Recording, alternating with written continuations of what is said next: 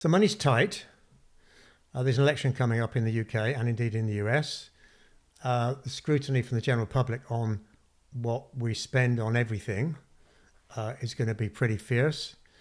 From a defence point of view, things have got, on the one hand, more expensive. We know it takes 8 years to train a pilot. At that point, they leave with L plates before they become, proficient.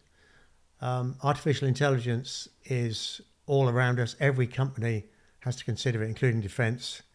One view is that actually planes in the future will be flown by computers, won't need pilots, and therefore the RAF becomes an admin force, not a fighting force.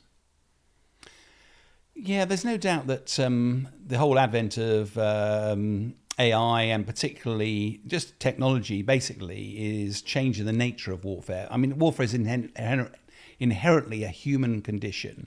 Unmanned air vehicles have been around since before manned vehicles, yet the technology that's gone into manned vehicles, it's got lighter and whatever, has meant that actually more and more now unmanned vehicles are being used. And there's always been a clamour, does that mean the end of manned aircraft? Well, it might be. It might well be. If you've ever watched the film Terminator, are we one day going to be in a world where there are automated robots that are fighting the wars on the ground? We're already seeing mini ships operating autonomously against Russian ships. We're seeing mini unmanned air vehicles being used not only by the Ukrainians and the Russians, but also by the Houthis and also by the attacks on the American troops out in the north of Jordan. I think there's an inevitable progress, but the use of technology in warfare is nothing new. I mean, the battlefields, people used to line up at dawn, amass, get ready, and then just go at each other on the battlefield. Then somebody invented the bow and arrow, and that was originally thought as cheating because it was no longer man against man, warrior, gladiator. It was killing people at distance. That was seen as dishonourable. Then, guns came around, then machine guns. And so the tools of war have constantly evolved, and I have no doubt they will continue to do so.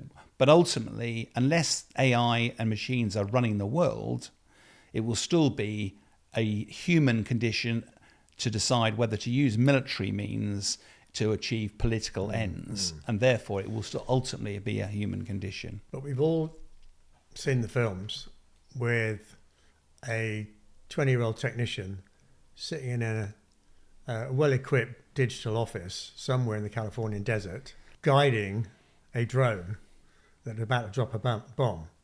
Now, behind that 20-year-old is a lieutenant colonel or an air commodore deciding whether it's right to press the button or not.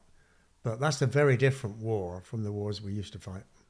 It is and it isn't. As somebody who has been at the tip of the sword and flying in bad guys' territory, and also been at the sort of back end watching as these long-range unmanned vehicles are controlled from a distance. One thing that drones are very good at is doing reconnaissance, long, enduring reconnaissance, where you don't really want to have a bloke in the cockpit for 20 hours. It's really uncomfortable, and there's all sorts of other issues about going to the bathroom and refreshments and etc.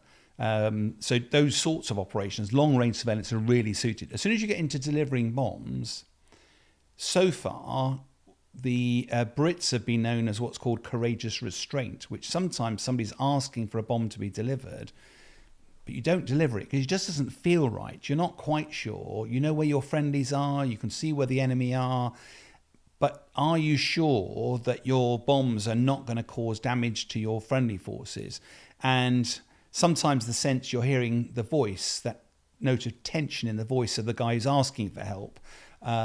And there's been all sorts of issues over the time. You might remember that in the headlines several years ago, utterly useless. And that was the Royal Air Force failing to deliver a bomb when an army person on the ground was pleading for them to deliver a bomb.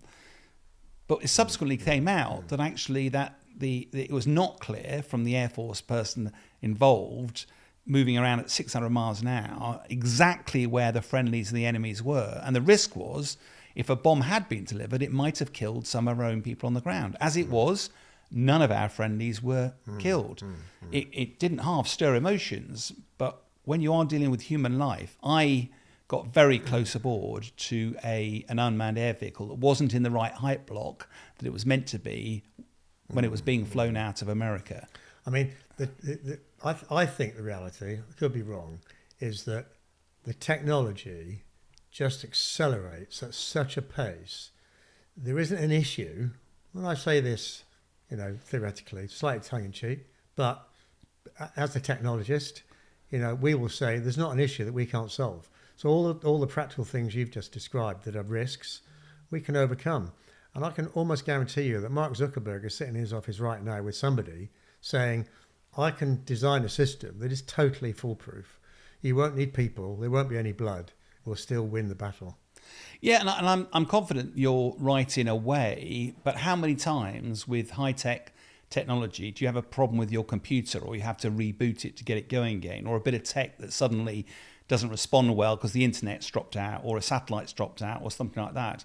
And the danger is, if you have the man in the loop, traditionally has been really resilient to any of those electronic things, whereas as soon as you're relying on a computer to do it, there are inherent vulnerabilities to that, not least of which we're currently developing directed energy weapons in this country, high-powered lasers that are specifically designed to take the brains out of unmanned vehicles and to fry electrical circuits.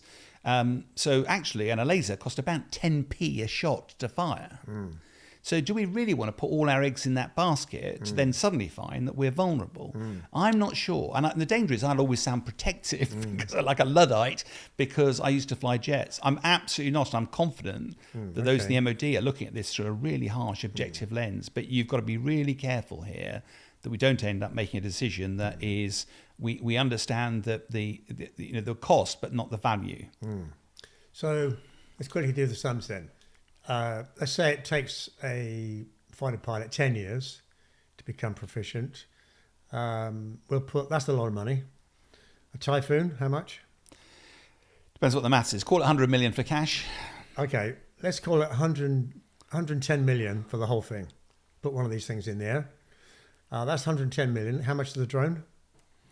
Well, it depends. You can get the little handheld ones for pennies, but we look at some of the ones that are being used in Ukraine and by the Houthis, probably 50,000, 100,000 pound a drone. Yeah, that's quite a bit different from 110 million.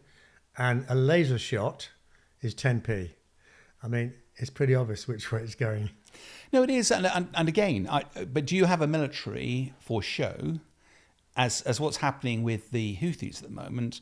I think one of their missiles has got through, but it's got through and hit a merchant ship that was not protected, and it's quite difficult. So I've got to think we've got to be quite careful to identify most of these drones travel 100 miles an hour. They're not that capable. They don't have any defensive aids on them. They are pretty vulnerable to being shot down. But it's a bit like in Israel with the Iron Dome system. You fire enough stuff at them, some will get through. And that's always... You say quantity is... quality. Yeah, quantity has a quality all of its own sometimes in this. But I think we've got to be careful not to learn the wrong lessons out of that. Ultimately, drones have huge limitations. They can't carry a big payload. They can carry a hand grenade, which is pretty bad news for you and I, but it's not going to do strategic damage. No. But as part of a capability, incredibly capable. Yeah. I suppose sitting here in our Spitfire armchairs. Very nice Spitfire armchairs as well. It's pretty easy. It's not so easy if you're right in the middle trying to work out what the answer is.